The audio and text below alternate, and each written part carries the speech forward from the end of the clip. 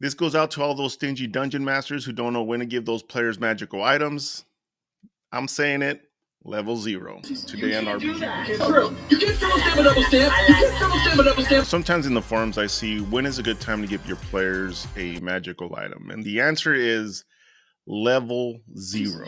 Okay? One thing we can learn from the greatest dungeon master of all time is that you should give those players magical weapons on day 1. Ranger, barbarian, magician, thief.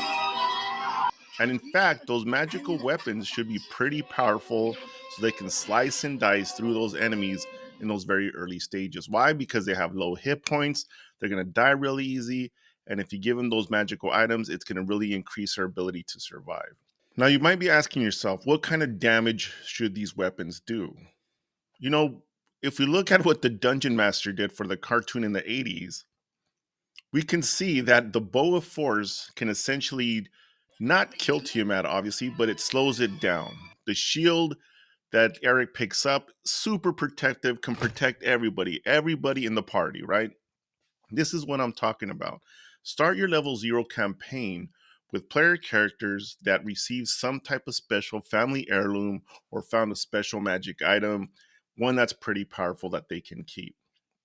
Now, if you don't have the Dungeon Master's Guide, you're not going to have any magical items, but you can easily go to D&D Beyond, look at those magic items, or you can go to something like D&D Wikidot and stick it to the man and not deal with D&D Beyond.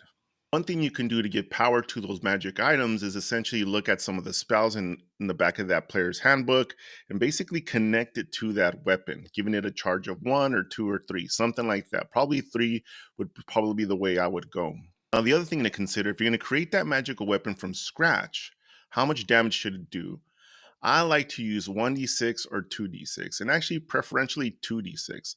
I know you're going to say it's overpowered, but come on, when you're chopping down those zombies and when you look at those hit points on a zombie, 2d6 is enough for you to just chop them down every single time like you see in the movies, right? Pick any of those damages from the list from the player's handbook.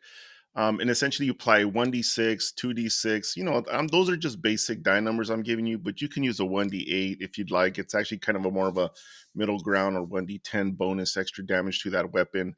That should be enough. Don't worry about it. You're still going to have a tough campaign. All you really need to do is increase the number of monsters that are going to attack your players and put them in difficult environments to make it more difficult for them to just wipe out monsters easily. I wanted to tell you that you can give those players magical weapons at level 0, 1d6, 2d6 damage, extra damage on top of that weapon damage, fire, force, necrotic, whatever you want it to be. It's okay. It's not a big deal. And that's it, everybody. I'm Dan Franco 3. This is RPG Boons, where we talk about everything RPG and how everything is RP. If you like the cut of my gibberish, hit the buttons, leave a comment. You know I'll get back to you. Until then, see you next time.